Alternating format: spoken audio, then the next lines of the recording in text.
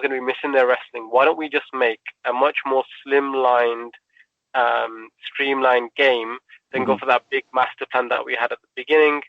You know, we were going to have belts for each individual promotion was going to be based on how it looks in real life. So you can imagine we'd have to concept draw it and then make that 3D model and then make sure it fits around the waist of the wrestler. We had all these like massive plans, and we said, look, what we'll just do is we'll just have, you know, one belt that goes across the game. So we'll save some money from there. We just pulled back as much cost as possible, but said, look, let's get the game out so that fans have something to kind of look forward to keep themselves occupied while this COVID thing is going.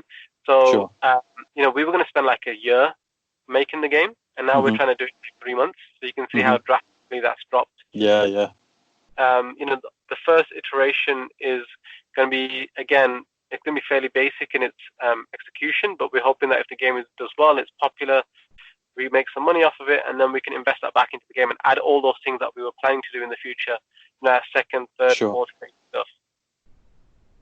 Yeah, it sounds really good. I'm eager to get it now. You've got a buyer in me, that's for sure. It sounds more complex than I had thought it would be at the beginning. To be honest with you, it sounds like you hit all the right parts. So I think you're onto something there. And finally, before I let you go and everything else, just as a chat, do you still watch much wrestling today? And obviously, most of my friends anyway that I have on Facebook and other social medias are like, why are you still posting wrestling stuff? And I'm like, because WWE is still going on amazingly. But the empty arena vibe, I can't say I've been massively into it. And if anything has come out of this, it's made me realise how much I appreciate having fans and the reaction to what's going on in the ring. So I just cannot, for some reason, get into it. But have you been watching any of the stuff that's been going on of late with WWE or AEW, stuff like that?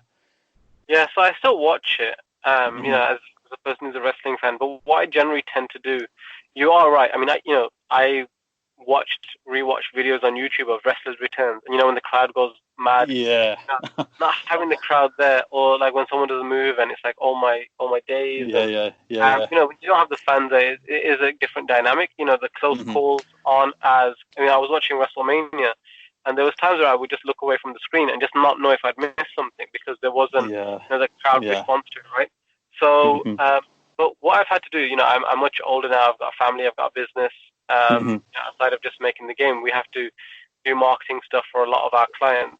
I tend to watch YouTube videos of people, for example, Simon Miller's stuff, where he'll do ups and downs. You know, I'll watch ups and downs, and then because I can digest that in like 5-10 minutes, and I can just see, you know, what he said is something you should go out to watch. And then what I'll do is I'll pick and choose based on, you know, the reaction of other people online. So if somebody says, you know, a lot of people have. There's a consensus that there was a great match between two individuals. I'll go out my way to watch it. I did go out my way to watch, you know, the AEW pay-per-views before COVID, because their stuff was like really good. It was really engaging. It was different kind of style of presentation. I generally try to watch all the NXT TakeOver stuff because, again, you know, the vibe in that kind of environment is something that intrigues me and I feel a bit more engaged with. So I'm still watching it, but yeah, definitely not having the fans there does impact it. But however, having said that, the fact that they're still putting on shows still means that, you know, I have something to look forward to, even if it's just watching YouTube videos of other people responding and reacting to stuff. The sheer fact that they're still putting out stuff just means that, you know, I can still get my wrestling kick, if you will. Yeah, no, I think you're absolutely spot on there, hitting the nail on the head, because the way we digest wrestling, I think society today is just so different with their viewing habits. I think the idea of television in 2020 is almost becoming somewhat extinct a little bit, because everything is about streaming and, you know, watching things when I want to watch them, whether it's like a binge watch the whole lot of a series, stuff like that. But live television, I mean, I think you can probably say now that the only way you're going to get away with that is if it's like live sport. I don't think you can possibly watch like football at another time. You want to see it in the when it's played live. But I mean, other than that, I think most television and people's habits and the way they view things are totally changing. And I'm a bit like you. I will and unless I'm covering it for my podcast, I will 9 times out of 10 listen to another podcast or listen to a 5-minute YouTube video, somebody just giving me the rundown. And quite frankly, it's odd, but when I go back to watching it again, I feel like I haven't missed anything anyway, which I don't know what that says about the current product. But years ago, especially towards the Attitude Era days of Raw, it felt like you had to be glued to it because they really, whether because it wasn't so PG back then and they could get away with doing a lot of crazy antics, and of course they had competition as well from WCW running up against them on the same night, but you really felt back then that you had to be glued in or you might just miss something and you didn't want to be the person that didn't know what happened, so to speak. But no, I think you've hit the nail on the head there. It's still all started to come in. Fans, we're a bit like, we're a bit of our own worst enemies, right? So as wrestling fans, I remember when I was, the the WWF, WCW dynamic, the reason why it was so intriguing was you just never knew who was going to show up, right? So you'd watch a show, and all of a sudden you'd be watching WCW, and you'd be like, oh my gosh, that guy from WWF is here. And then you'd watch WWF, and you'd be like, oh my gosh, that guy's come back, and, this guy's debuting, and there was like that real, and then what had happened was that spawned like spoilers, so what happened is maybe in like the late 90s, then we would actively go out of our way to go to rumor websites and gossip websites, find out who's going to debut next and so on and so forth. You'd kind of get a kick out of seeing that person when he turned up. And then what's happened now is we have so much information now. I'm almost like, I don't want to know who's going to come up. I want to be surprised when someone turns up. I don't want to. But now the wrestling industry has adapted to the point where they're constantly telling us who's going to turn up next and what the rumors are. And so we've kind of lost a little bit of that. So, too much of a good thing, I guess.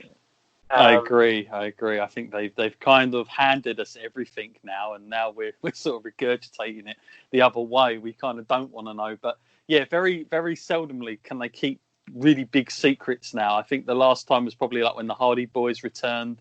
That was kind of well done, but there are very few times now, and even if you try to avoid them, it's really difficult with social media. You've almost got to switch everything off to be able to not be spoilt. But it's quite hard. It's quite challenging, I would say in that sense. Now, before we go, just give us let us know where all your handles are and where people can go and find that. And also, before I go, I should really ask, I suppose, the $1 million question is there a sort of time scale at the moment that you're hoping to get this released, or is this still to be announced? So the actual release date is still to be confirmed. We're hoping to get it all up and live in about 3 months' time. Sure. So, with these kind of things, it's technology can be quite volatile and frustrating at times. So we don't want to give an exact date just in case, we miss it or we're able to do it earlier or whatever it is.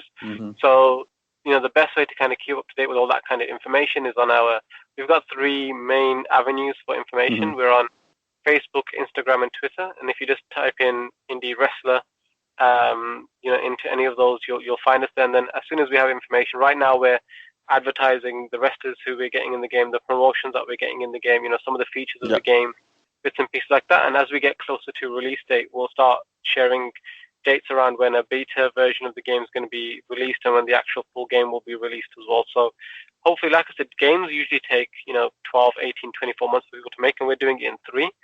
So it's a very ambitious plan, and we hope that we can bring something out that is enjoyable, engaging enough to allow us to bring all the other features that we want later on down the line.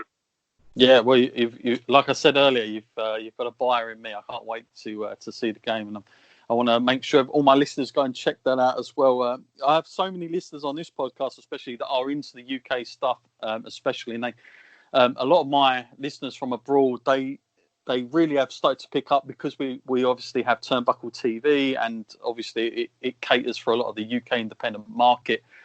People have been subscribing and kind of can't believe how much is going on in the UK. But like you say as well, another destination is Germany. That is massive out there at the moment as well, for wrestling. I think people forget that sometimes, but man, the market is huge, especially with fans and everything. So thank you very much for taking. Go on, mate. And I was just going to say, we've got promotions from the UK, from Germany, from Poland, from Denmark, from Australia, from South Korea, from Canada, from the US. Wow. And we're trying to go out into France. We had somebody from Malta reach out to us the other day saying that they want to be part of it. An Italian wrestling company reached out to us. A friend of mine said that he can potentially get us promotions from China, and so on. So we're spreading wide. So hopefully, if you have listeners from those countries, they'll be able to see some of their promotions and their favorite guys in there too. Sounds like it's going to be an educational tool as well. Like I used to look at Football Manager like that. I used to find out all these different things that you didn't know before. But no, that's cool. Obviously keep us updated with the podcast, and we'll happily send out any news in the meantime. But thank you very much for coming on and taking time out on this very nice bright day for a change. Yeah, awesome. No, thank you very much for inviting me. You're welcome, my friend. Thank you. Take care. We'll speak soon. And you, buddy.